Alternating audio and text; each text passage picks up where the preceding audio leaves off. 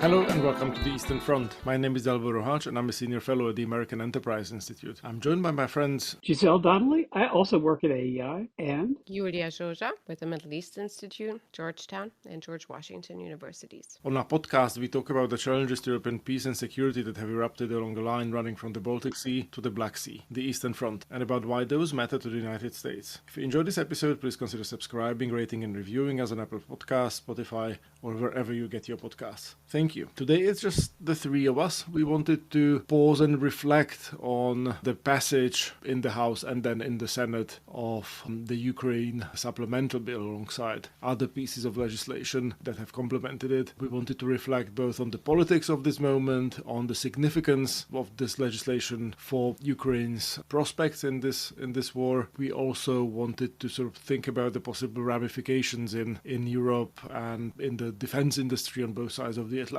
Julia is the one who has actually read the bill, and so she'll be able to provide the details, including specific references to pages and lines of the text. So rely on her expertise, and Giselle and I will, offer free-flowing commentary on various aspects of the bills. So Julia, why don't you get us started by sharing your impressions of, how the bill is written, how much of a game changer it is in your opinion, and we'll then sort of assess different aspects of this in greater detail going forward. Happy to do that. But before that, I want to highlight to our audience that Dalibor is selling Giselle and Dalibor shorts. And it's not just free-flowing commentary, but we will also sneak peek talk a little bit about, thanks to Dalibor's expertise, to talk about the financial implications in the long term, including the possibility of seizing the assets and what that can mean for Ukraine in the long term. And I know Giselle is going to contradict me here, and I'm looking forward to it. But I'll just throw out there a few things in terms of how I've read the bill, and then we can comment on it politically. First of all, we have the responsibility to manage expectations, and with the risk of pointing out the obvious, this is not going to radically shift the balance in my understanding, because we're dealing with a sum that is similar to what we've had in the last year.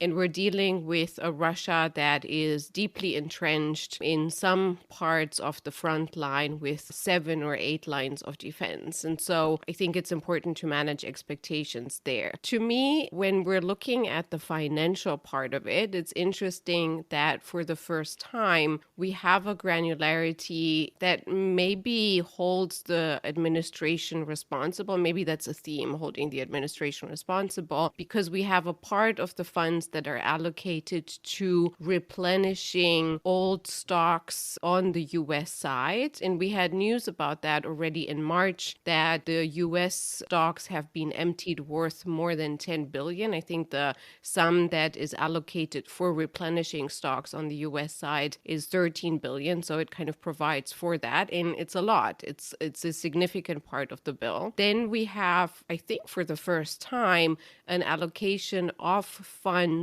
in a smaller sum, but nevertheless for new weapons for Ukraine. Hallelujah. That would be the first time that we're not giving them old stuff, partially almost unfunctioning stuff. And I wonder, maybe Giselle can talk a little bit about how that can make an impact depending on what can be bought and what the administration also is willing to buy for Ukraine, and also what we're able to produce, as Dalibor mentioned a bit earlier. And then the last short part here, a bit interesting. We've had a lot of discussions in the media around the time of the bill of loans, and loans are part of that when it comes to economic assistance for the first time. It's important to know here that on the European side, it's been most loans, not grants. On the US side, it's been grants. So we have elements there, and we have part of the bill that specifies that out of the economic aid for Ukraine, there should be no pensions paid. And that speaks to corruption in the region, and I find it kind of understandable. A lot of money goes into pensions, not just Ukraine, but across the eastern flank/eastern front. So that's understandable. The other element that I'll throw out there, and then I'll shut up for a while, is the strategic part that I alluded to when I said that this bill is trying to hold the administration accountable, because it forces the administration to provide not just reports, but a strategy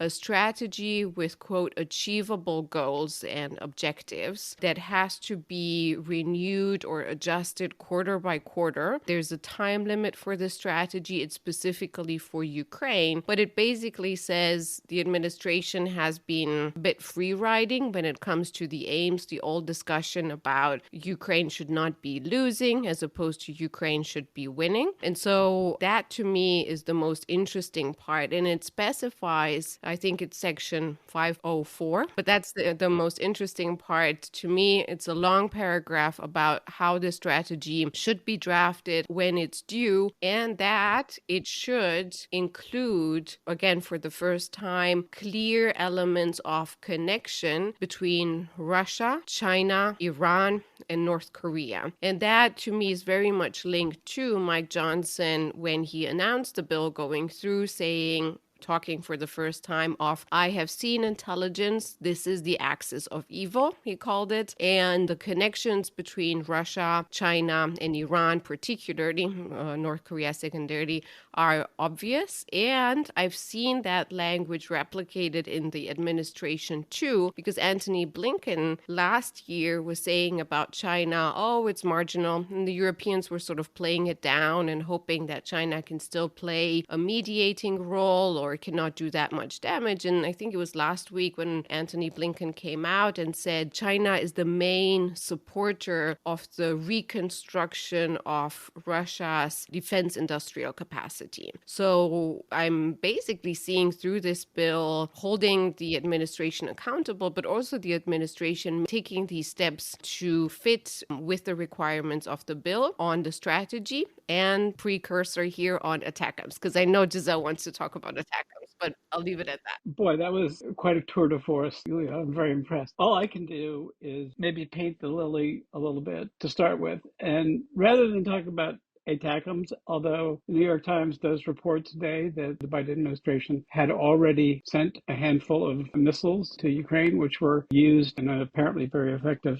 strike behind Russian lines, particularly on an airfield in Crimea. So let's talk about the importance of Ukraine being able to strike at greater ranges, both for the near term and for longer term, larger scale successes. Neither side in this war has been able to mount anything remotely like an armored breakthrough that blasts a hole in the enemy's front lines or the opponent's front lines and then exploits it to achieve anything really decisive. What has changed the game, and what, particularly as the narrative of Russian inevitable victory has kind of gained steam over as the Congress has twiddled its thumbs over the last 6 months, what's been missed is that the Ukrainians have, even prior to the delivery of much in the way of Western or American deep strike weapons, been able to cobble together through their own ingenuity the ability to hold targets in Russia, and importantly, not just a military technical thing, but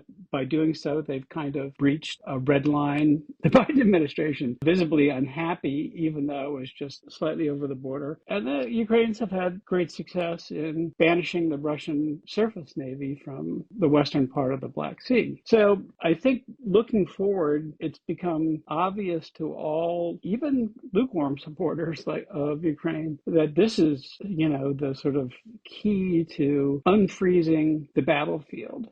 Forward deployed troops who cannot be supplied are not all that effective. So if this aid package reflects not only the need to resupply Ukraine with shorter range cannon artillery shells, but longer range systems, it seems to me two things are quite possible. First of all, that the Russian offensive that everybody's been writing about, fretting over for the last couple of months, now is likely to face a much tougher task than it would otherwise. That may not bother Vladimir Putin, but the cost in blood of any attack is likely to go up a lot. It might even make the Russians think twice about going for broke in a way that would cast a pall over the upcoming NATO summit, et cetera, et cetera. So the sort of window of opportunity for the Russians is about to narrow quite substantially, and I hope quite quickly. I'm going to stop there, but I think it's worth exploring through how the dynamic might change. The geopolitical dynamic could easily shift again in favor of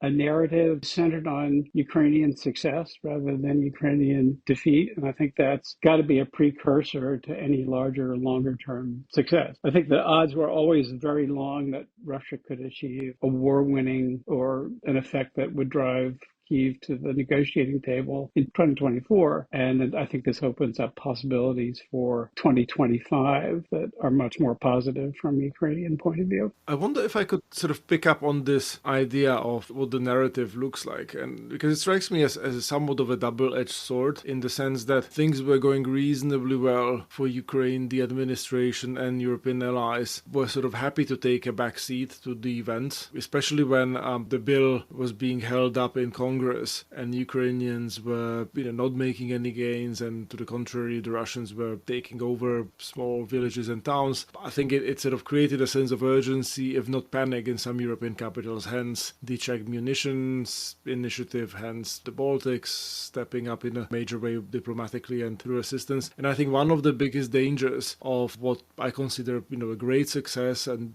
I was relieved as anybody to hear the news this weekend, is that the administration and perhaps some European allies will say, okay, we're helping to stabilize the lines, and that's where our job ends. And I think if this were sort of a precursor to a return to business as usual in the way the administration has been sort of helping Ukraine, I don't think it would be great news. I mean, it's better than the sort of counterfactual in which we are not helping at all. But I would very much like this to be a sort of moment in which we sort of come to the brink and we stepped away from the brink and we are going to just be far more serious about helping the Ukrainians. So I wrote something to this effect for America's favorite mid-market newspaper earlier this week, the New York Post. You can include the link in the show notes. Biden now has the money, and there is quite a bit of discretion that he has in how he uses the drawdown authority and how he contracts sort of new equipment to be made and delivered to the Ukrainians. And I just wish that this be done with Ukrainian victory in mind. And also, so I just saw the news that he has just signed the bill. I mean, I wish he made a speech at that occasion in which he articulated why this matters, what exactly he is going to do, and how it leads to Ukraine's victory on the battlefield. Because I don't think there is in a country like America a substitute for presidential leadership on these matters, and we've really had very little of it. Real quickly, I will agree 200% with that. But I also hope that, one of the people will be watching to see whether it is a return to a series of baby steps or half measures. That was the critique long before we reached the impasse in Congress. So logic would dictate that Biden should exploit this opportunity in a way that would advance his candidacy as well as providing the international leadership that's been rather tepid up until this point. Yeah, I wonder in that context, and I guess from both of you on the US side, I have a couple of questions, and then on the Eastern European side, as a matter of fact, too, to what extent we have hopes that this will force the administration and Biden himself in any change of strategy. I think it was Dalibor who said earlier, back to regular business. I feel like reading the bill, it provides for a nudge towards it, but there's ways to get around it. And I wonder to what extent do you perceive, both of you, that there is hope for the administration to change the line from the regular and to actually own Ukrainian victory? Because we haven't seen the administration talking about Ukrainian victory, and they're nearing the end, and it doesn't seem like Biden wants to put this forth as a part of the campaign, as a part of an achievement. So I'm a bit worried about that. But then the second part, I guess, is two questions: the US side, the Republican side, and then in Eastern Europe, the big speculation theme about how this came about. And the first question is, what role did Trump play? How unhappy or happy was he with these decisions, given that we've had quite a few visits to Florida over the last few days, including last week, including Mike Johnson, and statements coming out of that from Mike Johnson as well as from Trump. And then the Eastern European and last element here on the Republican side, we still have, Mike Johnson, to his credit, maybe he thinks about coming on the podcast, to his credit, might have worked really hard on this to gain sufficient numbers to get this through. It looked like that over the last few weeks, but we still have 112 MAGAs opposing it. So what does that mean for the argument on the Republican side for Ukraine? And how does that impact the administration? Because they have to factor that into. And then the last question here is, to what extent did Poland and I guess Lithuania too play a role? There's been quite a bit of speculation on social media, and not only that the visit of the Polish president, particularly to Trump in Florida, talking about Ukraine in a very, I'm guessing, Polish pragmatic way. If we don't help them now, it's going to be more expensive for us, and we don't want to do that. But also talking about nukes and how Poland is ready for that, and Trump going out and saying, I will support Poland all the way. I've always had the impression that at the beginning of the war, it's been Ukraine first and foremost, but also countries in the region that have been going to Washington to lobby the administration to change its position from no javelins or just a few javelins to something more significant. So I wonder how both of you evaluate whether the Eastern Europeans had, Central Eastern Europeans had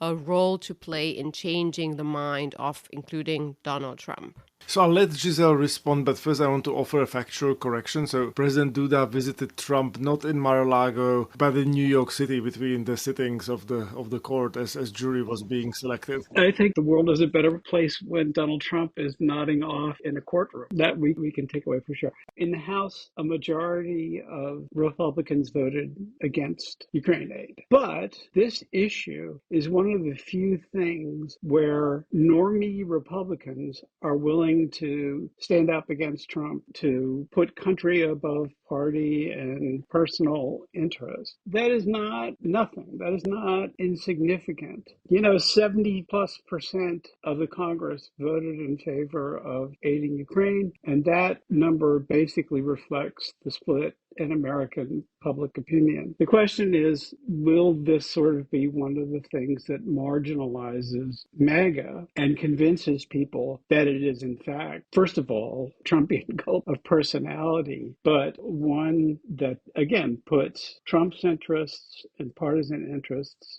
above the national interest, which is a big problem for Republicans, not just for Trump as a presidential candidate, but down the ballot. There's still in conservative America a really strong dislike for Vladimir Putin that is almost baked into the equation. So I would say if Mike Johnson can do this, that others can do this as well. So Giselle, you used the phrase standing up against Trump on this issue, and I certainly don't want to get into the business of, making excuses or rationalizations for Trump. So I don't want to go down that route. However, I will say that, in this particular case, it was not so much an instance of standing up against Trump as it was a case, and Trump was sort of convinced by perhaps Speaker Johnson or other actors to just stay out of it completely. But it was a case of sort of standing up against that kind of MAGA movement, which Trump created, you could say, but that I think has taken on a life of its own, and in the sort of revolutionary logic of eating its own children. I think it risks Trump's electoral victory, right? If Republicans had another motion of no confidence in the speaker and ended up with a Democratic speaker potentially, or something along those lines, and the next 3 months were spent talking about who the next speaker is going to be, as opposed to any semblance of legislative work. That would reflect very poorly on Republicans. I don't think it would help Trump. It's just something had been sort of set in motion with Trump's major contribution that now is sort of beyond any individual's control. it seems. And I think, I think the way you deal with it is that you try to sort of cauterize it and just isolate it as you put it on. And I do wonder myself whether Republicans might be nearing that moment that like people have to say that this is a dead end, right? Like the like Marjorie Taylor Greens of the world have no interest in governing or moving the needle on anything. And I wonder if we could ever have this conversation with somebody from Heritage or people who are sort of preparing for the next Trump term. So like, okay, like if you do have major victories, if you control the White House and the legislature, like what are you going to do? What's your sort of agenda domestically, internationally? That's not just culture war posturing. How are you going to like build sort of political coalitions to get any of it done? I mean, question for the heritage people that I can't possibly answer. One thing that I don't think got enough attention is this was kind of a smackdown of Marjorie Taylor Greene to a certain degree.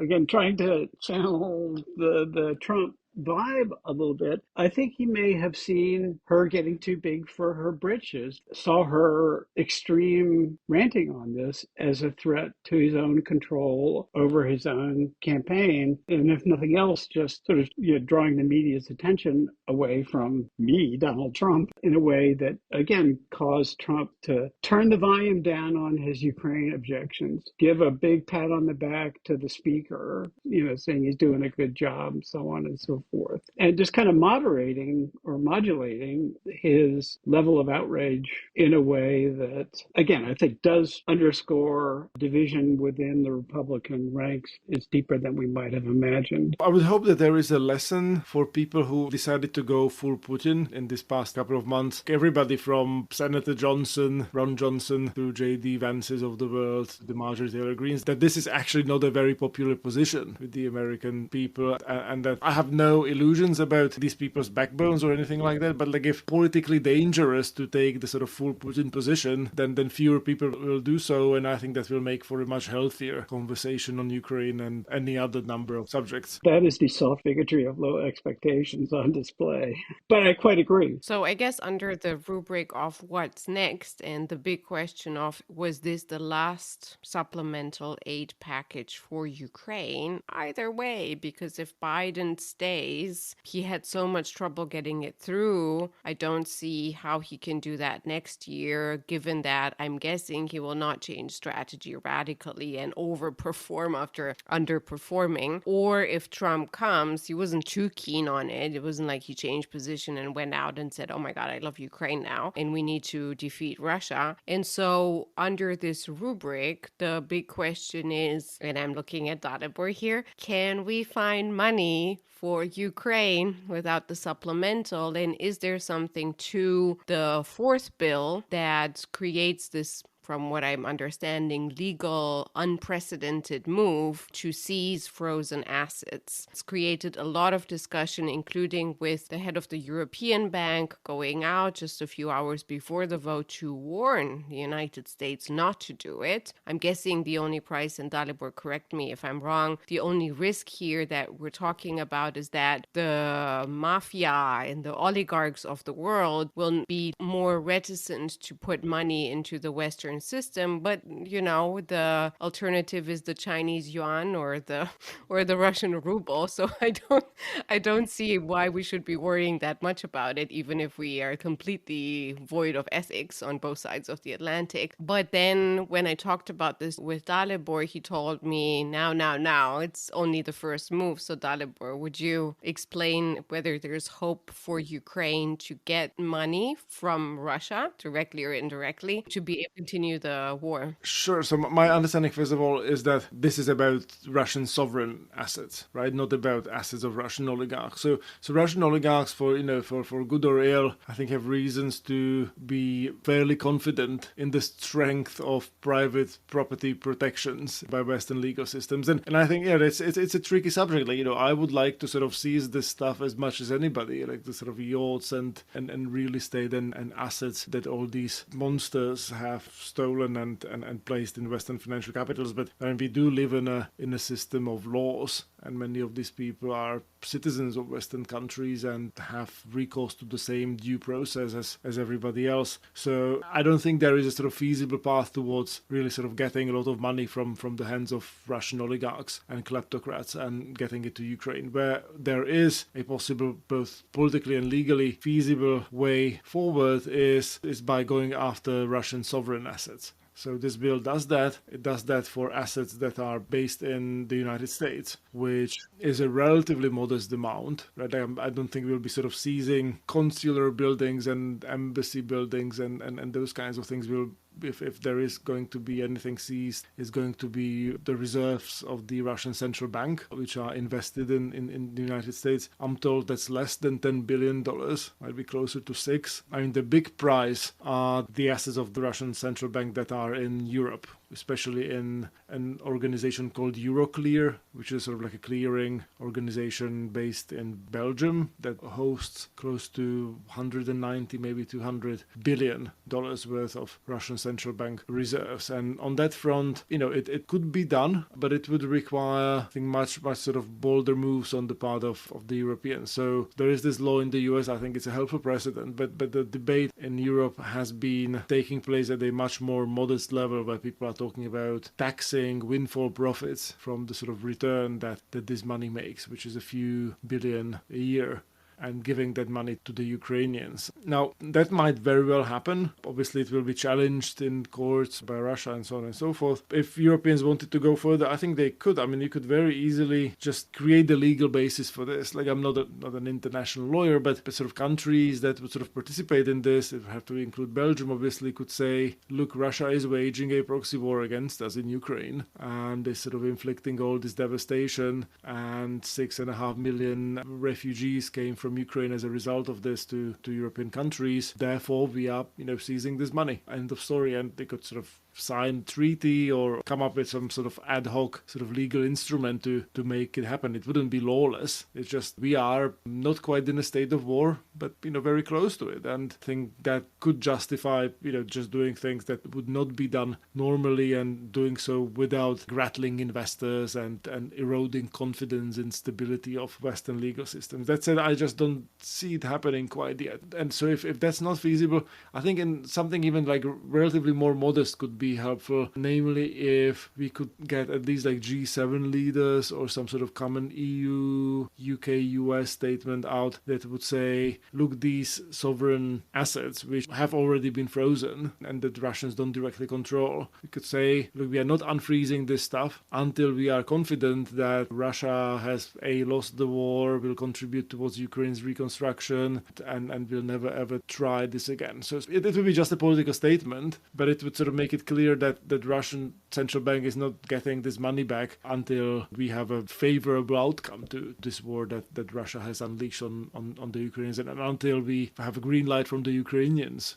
that, yes, Russia is contributing towards Ukraine's reconstruction going forward. Can I ask two follow-up questions? You said that you don't think that the Europeans will be moving towards seizing these assets. Why do you think that is? Or I guess the other question is, what would it take creatively to convince the Europeans to at least inch forward on that decision? And let me just leave it at that. I mean, this is purely speculative, of course. I think there would have to be a much stronger sense of sort of Europeans being in something sort of resembling a war with Russia for them to be able to sort of contemplate this move. The EU is, as an entity, is just like based on rules and rule following, and everything has to be, super legalistic. And the idea, that we sort of sometimes have to scrap rules to react to real world events is just very alien to the Brussels mindset. I think it scares the heck out of the Germans in particular. I think, like with a different chancellor in Germany, with different political culture in Germany, maybe like you could sort of get something along these lines moving, but I don't see it in the current constellation. Yeah, I'd just like to pile on and say that this is no way to fight a war or to finance a war, really. I mean, this is why nation states and alliances were created, to be able to raise funds for national defense and national security, And boy, it'd be lovely and in sort of poetic justice to deprive the horrible people and the horrible regime of those assets. But I would quite agree with Dalibor that it's something maybe best saved for a post-war settlement rather than providing assets to win the war in the first place. I mean, to me, I understand the sort of political appeal of talking about this, and obviously it has to be like, like something will happen to those assets after the war, and we can then have a sort of negotiations with Russians about it. But like in the first instance, we don't necessarily, as collective West, have a liquidity problem, right? Like we can sort of give money to Ukrainians. We can still borrow our way to perdition if we wish to. Like it's not siphoning massive parts of our public budget. We can easily sort of double down on our support, and there'll be no sort of economic consequences on our end. It's just we sort of made these political choices not to really go as far as we should, which is highly unfortunate. So to me, I mean, and that actually I was going to make another point, which is this debate about loans for Ukraine as opposed to grants. And so there is something to that effect in the current legislation. But I would again like sort of caution against that kind of nickel and diming, because from our perspective, like the goal of helping Ukraine achieve victory in the war is not just for the sake of Ukraine's military victory, but it's for the sake of helping to turn Ukraine into a stable, successful country in the long term that will be stakeholder in the community of Western democracies, that will be a sort of strong pillar of the European Union and of NATO, and so on and so forth. And the way to do it is not by like piling debt on debt for Ukrainian public finances. You have to sort of realize that they are fighting an actual war. I have some numbers like in front of me about their public finances. So they have annual budget of around 80 billion US dollars. Half of it goes towards fighting the war. Half of it is everything else that the government is supposed to do, from running fire stations and paying pensions and paving roads and so on and so forth. Their tax revenue covers 40 billion, yields sort of 40 billion in revenue every year. So basically like half of the budget is, they either have to borrow in international markets, not very good terms. They can get our foreign aid, or they can have recourse, and they've done that, to seniorage. They can sort of print the money and buy their own public debt. And when they did it in early phases of the war, they ran into double-digit inflation. So one of the intended benefits of US assistance and international assistance to Ukraine is that Ukraine has had, by and large, a sort of normally functioning private economy throughout this war, like without sort of extraordinary measures, without price controls, without nationalizations. There have been some, but by and large, banks are stable, shops have food at market prices, and just like life goes on as usual. And that's a great starting point for any post-war reconstruction. So if we sort of destroy this because we are focused on, whether there are loans or grants going to Ukraine, and because we don't want to spend too much, if we are trying to do it on the cheap side, we can sort of end up with the Ukraine that will be in a far worse starting position to be a successful country after the war. You think about Germany in the 1920s. I mean, if we impose rigorous repayment terms on a society that's just gone through a horrible, even if Ukraine is victorious in the end, it will have suffered horribly for a long time. Even introducing this loan language into the dialogue is mischievous. And so actually, like legislators, when they talked about this, they would be like wink, wink, nudge, nudge. We know these loans are not going to be repaid. But then why do this charade like for the sake of appeasing Marjorie Taylor Greene? Like it's just not dignified. Moreover, I mean, since you brought up Germany, most successful post-war reconstruction in history is obviously Germany after the Second World War. And one of the features of this was that much of Germany's public debt was cancelled by allied nations in the early 50s or early 40s. Starting on a blank slate, Ukraine right now has a debt to GDP ratio of around 100%, which is close to where the United States is, close to where France is. Obviously, these other countries can borrow at much better terms and don't raise as many eyebrows among investors as a country that's actually fighting a war and doesn't control 20% of its territory. Just to add here, in defense of the bill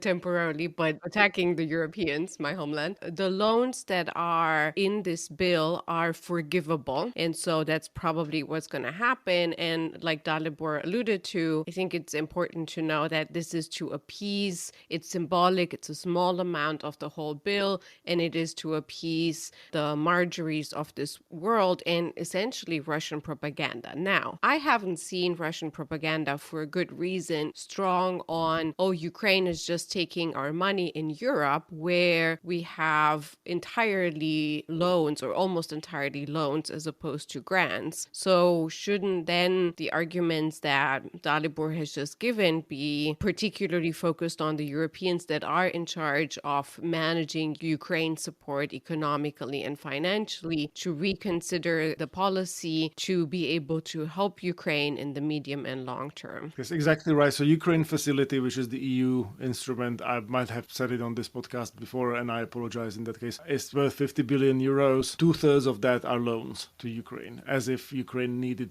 more public debt. It's just not a sensible way to do this. All right. So then, as we're wrapping up, the question still remains, where can we get politically the money for the next tranche of aid for Ukraine that is, I think, intended to just hold the lines in the absence of more political willingness from either side of the Atlantic? How do we manage to get through another 60 billion in the next year? Is that coming from Europe? I'll let Giselle answer that question. Giselle, you may have the last word.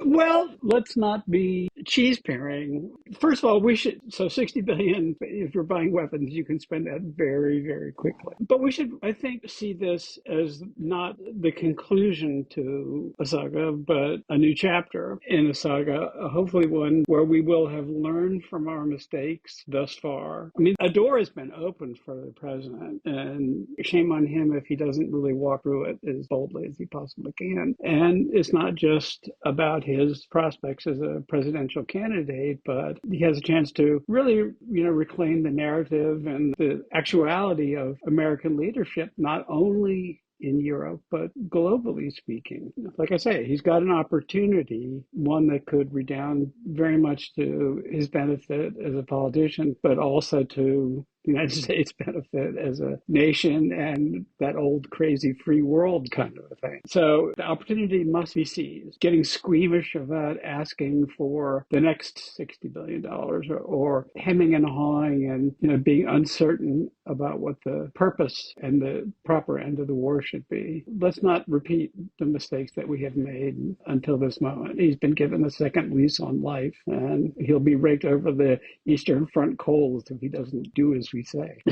So with this friendly message to the administration, I'm afraid it's time to wrap up. From me, Dalibor Rohaj. Me, Giselle Donnelly, and Julia Zsoza. Thank you for listening to The Eastern Front, a podcast dedicated to security challenges that have erupted along the line running from the Baltic Sea to the Black Sea. You can find more episodes and additional content on our website, aei.org, on Apple Podcasts, Spotify, or wherever you get your podcasts. Please do get in touch with us on Twitter using the hashtag EasternFrontPod, written as one word, and don't forget to sign up for the Eastern Front's newsletter through the link included in the show notes to receive more content from the Eastern Front. If you enjoyed this episode, please consider subscribing, rating, and reviewing us. Thank you, and good night.